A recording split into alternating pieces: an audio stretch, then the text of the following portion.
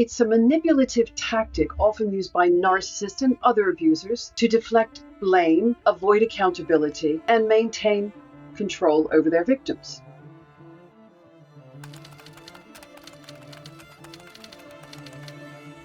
Hi, my name's Michele, and welcome to my channel, or welcome back to my channel, where I provide evidence-based information and knowledge coupled with my own personal experiences to help you navigate some of the most difficult relationships in your life, especially the one with yourself. So what I've been doing is I've been creating a glossary of narcissistic terms and explaining them. And Darvo is an acronym. It's a manipulative tactic often used by narcissists and other abusers to deflect blame, avoid accountability, and maintain control over their victims. So D stands for deny. It's the first step of Darvo. The narcissist outright denies whatever wrongdoing you may be bringing to them. This denial can take various forms, such as a simple denial, like flatly stating that the alleged actions or behaviors never happened.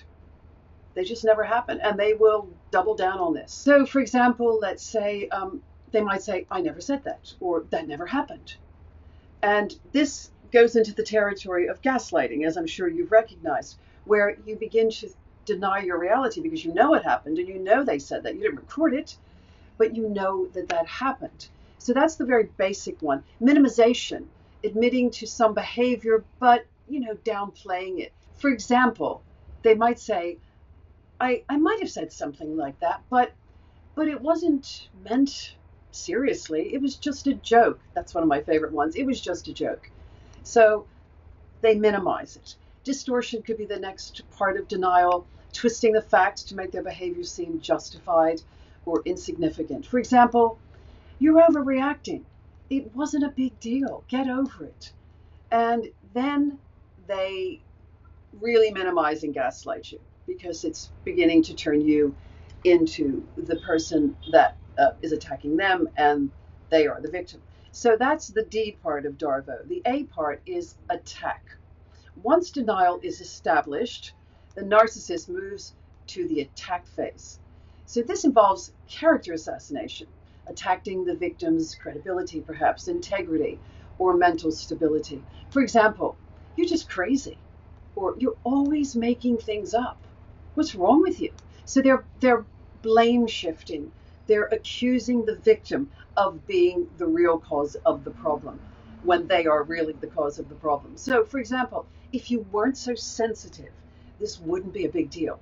Or, you provoked me. You provoked me into saying that. That wasn't my fault.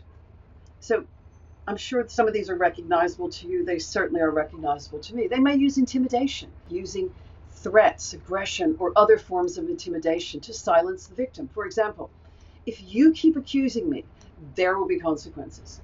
Threatening. It's very threatening. So that was the D. Then the D was deny, the A was attack, and then RVO stands for reverse victim and defender. Okay, this will make more sense when I explain it. In this final phase, the narcissist flips the roles, positioning themselves as the victim for me, and the actual victim as the offender. So the narcissist, I am now the victim, and you are the offender. You brought all of this on, and you can see how it was leading up to that, accusing them of saying things that weren't true and attacking them and minimizing them, so that they began to feel like, maybe I did bring this on, maybe I did do this. This can involve playing the victim, claiming to be hurt, misunderstood, poor narcissist, or unfairly treated by the victim's accusations. For example, I can't believe you would think I would do something like that. It's a classic one. Or, you're hurting me with these false accusations. I'm so upset. They might even cry. Guilt tripping, making the victim feel guilty for bringing up the issue. For example, after all I've done for you, this is how you treat me? This is how you repay me?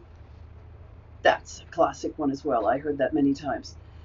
They may use manipulative justifications, using manipulative reasoning to justify their actions and make the victim seem unreasonable.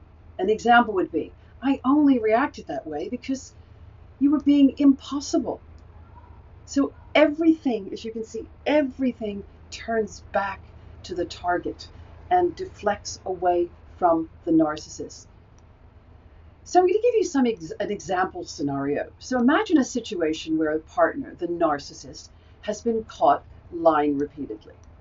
When confronted by their significant other, the victim, the target, as I call them, the victim, the following Darvo sequence might occur. So the denial part would be, I found out, or target, I found out you've been lying to me about where you've been. And the target waits. And the narcissist may respond, I haven't been lying. I haven't been lying to you. That's it. That's the simple denial. You're making things up. That's another simple denial. Okay? So then the attack phase, that was the D, denial, then the attack. The narcissist says, you're always so paranoid and insecure. No wonder you're accusing me of lying. You need to work on your issues. You have trust issues. So that's the attack. Now this is the reverse victim and offender phase. The narcissist would say, I'm the one who's been hurt here. I can't believe you don't trust me after all I've done for us. How could you? How could you accuse me like this? You're destroying our relationship with your accusations and your lack of trust. So the impact on the victim or the target is profound. The Darvo tactic is highly effective in confusing and destabilizing the victim. And the victim might begin to doubt their own perceptions and memories. They may feel guilty and responsible for the conflict. They might become emotionally exhausted from the constant manipulation, the constant attack, the constant denial. They will be more likely to back down and stop confronting the narcissist. They just give up, reinforcing the narcissist's control. So coping with Darvo in a narcissistic relationship is difficult. And to counteract Darvo, the victim can do a few things. You can document incidents, keep detailed records of events. This sounds maybe a little bit much, but it will be worth it if this is something that's repeated. Detailed records of events and counteract denial and distortion. If you have things in writing, or, I know quite a few targets that started to record things on their phone. They would just, click record and, facing another direction with the phone, and then put the phone down and record what's happening. I don't know if any of you have seen Anatomy of a Fall. I don't know if you've seen the film, but there's a scene in it where the husband who is deceased has left behind recordings and of him and his wife in an argument. And you really can tell that he has set up the argument. So this would be the narcissistic person recording it. And I'm not going to say much more about the film because I don't want to spoil it for you if you haven't seen it. But the narcissist can use these tactics as well to record things. But please begin to record conversations that are going to go into the Darvo attack, where you are going to be humiliated and victimized, and you're going to come out of it as the perpetrator and not the victim. So keep detailed records of events to counteract denial and distortion. You might have to play it back to them sometimes, or to a judge or somebody else. Seek external validation. Talk to trusted friends, family, or therapists to gain perspective and support. Set boundaries. In any work, in any communication with a narcissist, boundaries really is everything. Some people say boundaries don't work. They do. They really do. You just have to have very clearly defined, very simple boundaries and enforce them. It's like training a puppy. You got to do it over and over and over again, and then it begins to stick. And you want these boundaries to protect yourself against further manipulation. Stay calm and assertive. Remember, I've talked about posture. Sort your posture out. Look them in the eye. Respond to attacks with calmness and assertiveness, refusing to be drawn into defensive or reactive behavior. Prioritize self-care. Always focus on self-care and emotional well-being for yourself. This is the time to put yourself first. I know it may feel uncomfortable because a lot of us are people pleasers, but please, self-care and emotional well-being, you need to maintain strength and resilience.